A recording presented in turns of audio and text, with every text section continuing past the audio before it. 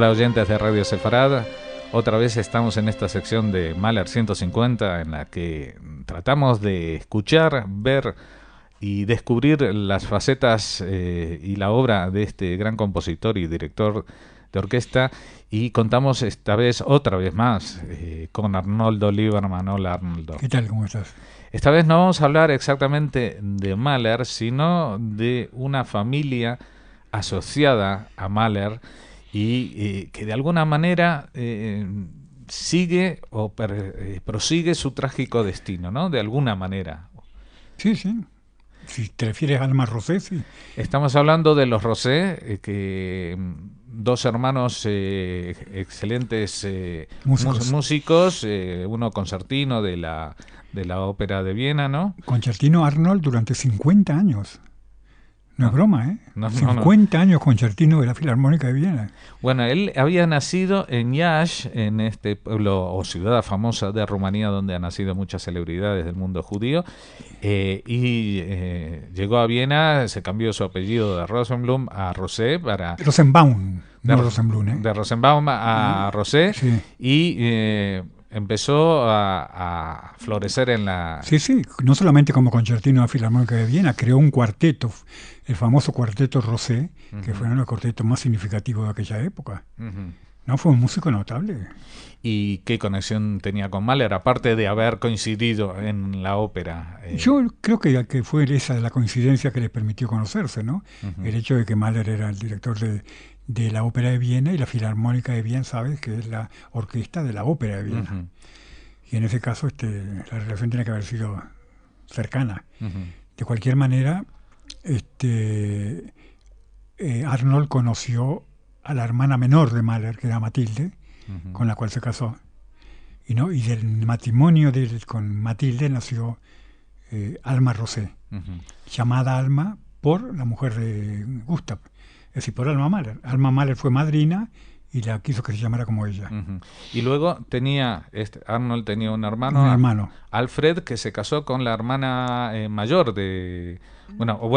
Justine, que era otra hermana de Gustav Mahler, ¿no? Mayor que Matilde. Mayor que él, que es la única, creo que llegó a un poco de longevidad a los 70 años, ¿no? Entonces estas familias quedaron súper integradas con dos hermanos, dos hermanas, y Mahler en el nexo. Y lo notable de Alma es que además, digamos, para decirlo de esta manera, heredó algunos aspectos de la personalidad de Gustav Mahler. De su tío. Tan autoritaria como él, de su tío, tan autoritaria como él, tan rigurosa como él, con un amor a la música tan excluyente como él. Era una figura fuerte, digamos, dentro de su amor a la música, ¿no? Por eso tuvo tantos críticas cuando se escribieron luego de los campos de concentración, se escribieron libros en los que aparece Alma Rosé. Claro, porque digamos que Alma Rosé estábamos, no llegamos a contar el final, pero que bueno, ella acabó sus días dirigiendo una orquesta de mujeres en el temible campo de Auschwitz-Birkenau, en Birkenau, donde murió de tifus o de alguna enfermedad. Botulismo parece que fue. Bueno. Sí, parece que fue botulismo, parece. Pero bueno, da igual, porque las circunstancias eran... Eso murió después de había estado dirigiendo la orquesta 2 años y pico, 2 años y medio, 3 años, ¿no? Ella, en realidad, cometió una torpeza por su amor a la música, quizá, porque cuando el nacionalsocialismo comenzó la persecución, ella sacó al padre, a Arnold, al filarmónico, lo sacó de Viena y lo llevó, con la ayuda de Bruno Walter, lo llevó a Londres. Creo que en el año 38, por ahí, ¿no? Más 41. O sea, ya... Sí, ya avanzado el sistema. Ya con el Anschluss y todo. Exactamente, inmediatamente después del Anschluss. Y lo llevó a Londres y ella quedó a salvo, igual que su padre. Pero decidió volver a Holanda porque su orquesta, ella había hecho famosa una orquesta de mujeres ya en Europa, su orquesta quería reunificarse, y entonces fue a Holanda para ver si podía lograr este objetivo. cuando fue a Holanda fue el momento en que Hitler ocupó Holanda, y ella tuvo que huir a través de Francia en el límite con Suiza, fue donde la cogió la Gestapo y la llevó a Auschwitz. Y cuando llegó a Auschwitz fue curioso porque se enfermó inmediatamente, entonces la eligieron para la cámara de gas, lo primero que hicieron. Pero en un momento determinado, cuando pocos días después, ella pidió antes de morir que la dejaran tocar el violín. Tocó el violín y deslumbró tanto a la gente que estaba escuchando, funcionarios nazis, que le propusieron que se integrara a la orquesta que ya existía en Auschwitz de mujeres, ¿no? Y ahí fue donde se integró y luego pasó a ser por su talento, por su capacidad, pasó a ser la directora de la orquesta. Ella ya tenía esa experiencia de haber dirigido orquestas de mujeres en Europa libremente, ¿no? Bueno, el resto de las mujeres no estaban al nivel de ella. No, naturalmente. Naturalmente, muchas de ellas hacía años que no tocaban, otras que tenían apenas indicios de músicos, pero ella fue muy exigente, muy paciente, muy autoritaria y tenía plena conciencia, y esto es una cosa que creo que hay que decirla todas las veces que sea necesario. Tenía plena conciencia de que cuanto más calidad musical tuviera su orquesta, más posibilidades había de que los intérpretes se salvaran la vida. Yo creo que ella unía las dos cosas de una manera muy clara. Su nivel de exigencia era tan fuerte porque, frente a lo que tú has dicho, músicos que eran músicos a medias, ella tenía que formarlos, tenía que conseguir una orquesta que sonara como los dioses. Entonces fue en ese aspecto terriblemente exigente. Pero que yo creo que en ningún momento olvidó que esa exigencia servía de salvoconducto a la vida de los miembros de la orquesta. Tal es así que no hay un solo miembro de la orquesta que haya sido enviado a la cámara de gas. Ni uno. Ni uno. Todas las mujeres esas se salvaron. Se salvaron todas. Que eran, creo que había un poco variación de instrumentos. Había una mandolina también y un acordeón. Había una mandolina tocada por una T-Howard, que es el apellido de un querido amigo argentino, que siempre se vanagloriaba de esta mandolina de T-Howard. Había una pianista que era Fana Fenelon, que escribió un libro desastroso, desagradable, contra Alma. Había una violonchelista que era Lasker Schuller, que escribió un hermoso libro sobre Alma Rosé.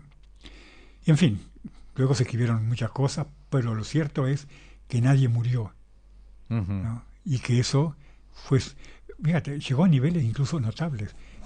Alma en el campo de concentración fue considerada un capo.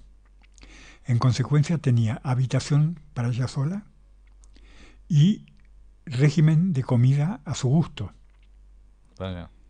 ¿No? Cosa que sí. hay que, claro, hablándolo acá en la radio es una cosa y pensarlo en función de aquellos tiempos es otra, ¿no? Pero ella en ese sentido... Porque ellas tocaban para los oficiales. Ellos tocaban para los oficiales y para los judíos que salían a trabajar, los judíos concentracionales, ¿no? Que salían a trabajar, cuándo salían y cuándo volvían. Lo que está en duda es si tocaban cuando los judíos eran enviados a la cámara de gases. Eso está en duda, pero de cualquier manera,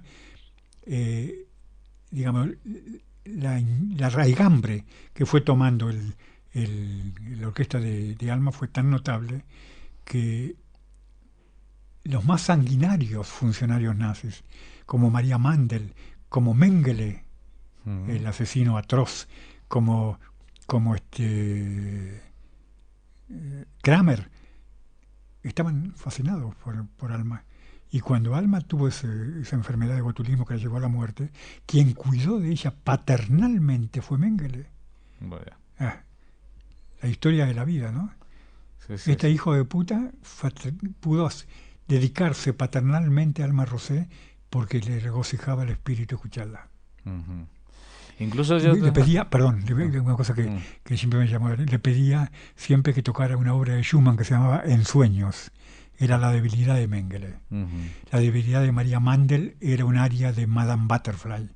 Y a cualquier hora del día o de la noche de pronto irrumpía ¿no? Y pedía que se forme la orquesta y que le toquen.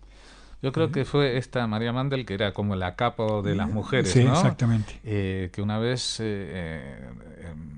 cuando no hacía mucho que Alma se había hecho cargo del grupo, dice, acabo de escuchar en la radio la interpretación no sé qué, y dice, tócamela a ver si la hacen igual o mejor, si no... Un Waldo Strauss, exactamente. Lo tocaron y dijo, es mejor que en la radio. Eso es... salvar la vida, vivir en condiciones extremas y en que la música es el flotador, pero hay que tener conciencia de eso, Jorge, que la conciencia de Alma, que fue tan criticada por haber llegado incluso a golpear a algunos intérpretes, no solamente eso, tuvo una anécdota impresionante, tocando para los funcionarios nazis. Algunos funcionarios se pusieron a hablar y Alma le dijo, si ustedes hablan, yo no puedo hacer música. Se jugó la vida. Y eso como al tío, ¿no? Sí, que, exactamente igual. Bueno, que no se jugaba la vida, pero se jugaba su vida profesional cuando entró a la Ópera Imperial de Viena, al centro, al ombligo del mundo de la música, y dijo, bueno, cuando ustedes quieran callarse, yo sigo, ¿no? Exactamente. O cuando llegó a aplaudir a Bruckner, en el estreno de la Tercera Sinfonía, cuando todo el mundo silbaba y se rechazaba, y él estaba en primera fila aplaudiendo enloquecido. Él tenía su carácter, tenía su personalidad, naturalmente. Pero volviendo a Auschwitz, a Birkenau, yo creo que hay que tener esa conciencia porque es muy importante. Yo creo que gracias a Alma vivió mucha gente, ¿no? Al margen de que ella dijera que la música era lo único que le interesaba y que por la música estaría dispuesta a todo, ¿no? Ella que tuvo una formación más bien de buen nivel ya en Viena, ¿no? Naturalmente, naturalmente, fue una violinista destacada. Hay una grabación que tiene ella, la única que yo conozco, y creo que la única que existe, de un concierto de Bach dirigiendo su padre, casualmente dirigiendo su padre, no era un director de orquesta, que por el valor histórico y emocional que tiene, vale la pena pasarlo en algún momento si pueden, ¿no? Sí, vamos a tratar de conseguirla, si la conseguimos la vamos a poner. Sí.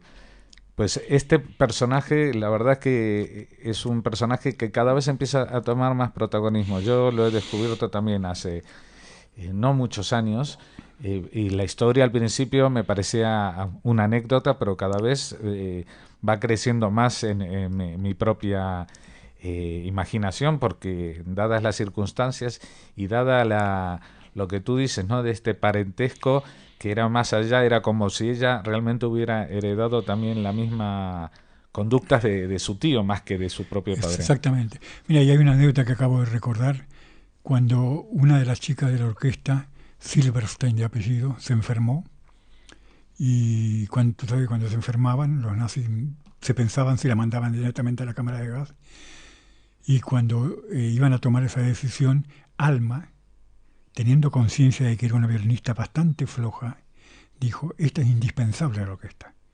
Y le salvó la vida con esa anécdota, pese a que tenía conciencia de que era realmente mediocre como violinista. O sea, Silverstein mismo lo cuenta. Bueno, por desgracia, al final ya lo dijimos al principio, todos sobrevivieron, menos ella, por una enfermedad, a pesar de que Mengele estaba al lado de su cama dándole tratamiento.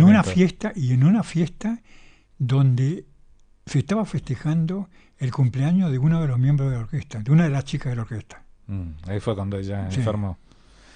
Pues nada, la trágica historia de una vida que era bastante joven cuando falleció, ¿no? Y guapa, qué guapa era. Que tenía unos 30 años. 38. 38 años. Pues de los Rosé, de los Mahler, ¿qué nos ha quedado aparte de esta historia? ¿Sigue la estirpe de los Rosé o se acabó con ellos? No sé si sigue la estirpe de los Rosé, pero un hombre que ha estado 50 años en la Filarmónica de Viena tiene que haber, como Concertino, tiene que haber marcado mucho de esas corcheas que todavía sobrevuelan en la ópera, ¿no? Bueno, Arnoldo, muchas gracias por habernos venido a hablar de esta historia paralela a la de Mahler, que son de alguna manera sus descendientes, en el caso de Alma Rosé, casi más descendiente que sus propias hijas. Exactamente. ¿No? Porque logró llevar la música hasta el extremo mismo de la vida que tanto él se planteaba a nivel filosófico, pues Alma tuvo que vivirlo en el plano real. La orquesta tocaba para los concentracionarios judíos el día domingo. Y hay que leer cómo los concentracionarios que se salvaron dicen que esperaban el concierto como si fuera cambiar de vida en ese momento, ¿no? Uh-huh. Bueno, muchas gracias por haber estado aquí con nosotros. No se olviden que la próxima semana tendremos o una entrevista o más música de Gustav Mahler aquí en Mahler 150.